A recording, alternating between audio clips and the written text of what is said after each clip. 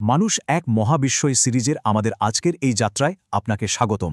আজ আমরা মানবদেহের এক অবিশ্বাস্য ইঞ্জিনিয়ারিংয়ের ভেতরে ডুব দেব। একবার ভাবুন তো, আমাদের শরীরটা যদি একটা ফ্রেম বা কাঠামো ছাড়া হতো তাহলে কি হতো? এটা তো মেঝেতে পড়ে থাকা একটা মাংসপিণ্ডের মতোই হয়ে যেত, তাই না? আর এই কাঠামোটা তৈরি হয়েছে ঠিক ২০৬টা হাড় দিয়ে। এই হাড়গুলোই আমাদের দাঁড়াতে, চলতে আর একটা নির্দিষ্ট আকার পেতে সাহায্য করে। তো চলুন এই অসাধারণ নকশার আরও গভীরে যাওয়া যাক। তো আজ আমরা কি দেখব? প্রথমে আমরা বোঝার চেষ্টা করব জীবনের জন্য একটা ফ্রেম কতটা জরুরি। তারপর দেখব কোরআনের সৃষ্টির যে ক্রম বর্ণনা করা হয়েছে সেটা কি। এরপর আধুনিক বিজ্ঞান এই ব্যাপারে কি বলছে সেটাও জানব। আর সবশেষে কিভাবে এই সব কিছু মিলে আমাদের চলাফেরার জন্য একটা দারুণ ডিজাইন তৈরি করেছে সেটা দেখব। আর হ্যাঁ, শেষে একটা বড় প্রশ্নও থাকবে।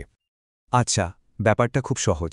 যে কোনো জটিল মেশিনেরই তো একটা চ্যাসিস বা ফ্রেম লাগে, তাই না? ঠিক তেমনি মানবদেহের জন্য সেই চ্যাসিসটাই হলো আমাদের কঙ্কাল। এবার চলুন একটু সময় পিছিয়ে যাই। প্রায় ১৪০০ বছর আগে পবিত্র কোরআনে মানব সৃষ্টির বিষয় কি বলা হয়েছে সেদিকে একবার নজর দেওয়া যাক। সূরা আল মুমিনুনের এই আয়াতটা খেয়াল করুন। এখানে ভ্রূণের বিকাশের একটা খুবই নির্দিষ্ট ধাপের কথা বলা হয়েছে। মানে এখানে মূল বিষয়টা হলো ক্রোম বা সিকোয়েন্স।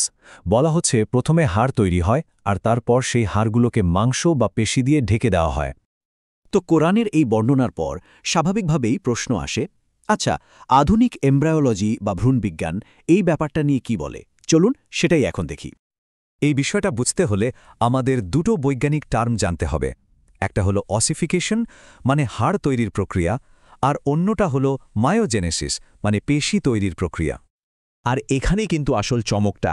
আধুনিক বিজ্ঞান বলছে যে ভ্রূণের মধ্যে তরুণাস্থি, মানে যেটা পরে শক্ত হয়ে হাড় হয়, আর পেশিকোষ দুটোই প্রায় একই সময় তৈরি হতে শুরু করে।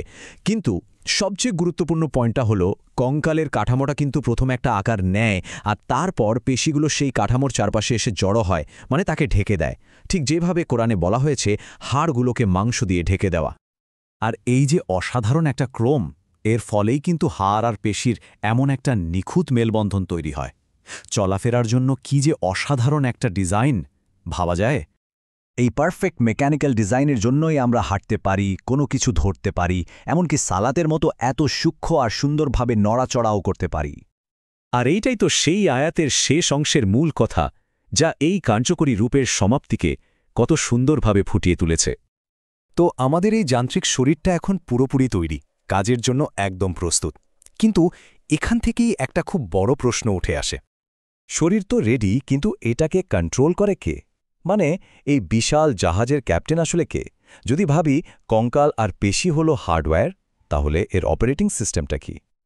এর উত্তর আমরা খুঁজব আমাদের পরের পর্বে, যেখানে আমরা কথা বলবো সেই অবিশ্বাস্য নিয়ন্ত্রণ কেন্দ্র, আমাদের মস্তিষ্ক নিয়ে, যা এই পুরো সিস্টেমকে চালায়। আমাদের সাথেই থাকুন।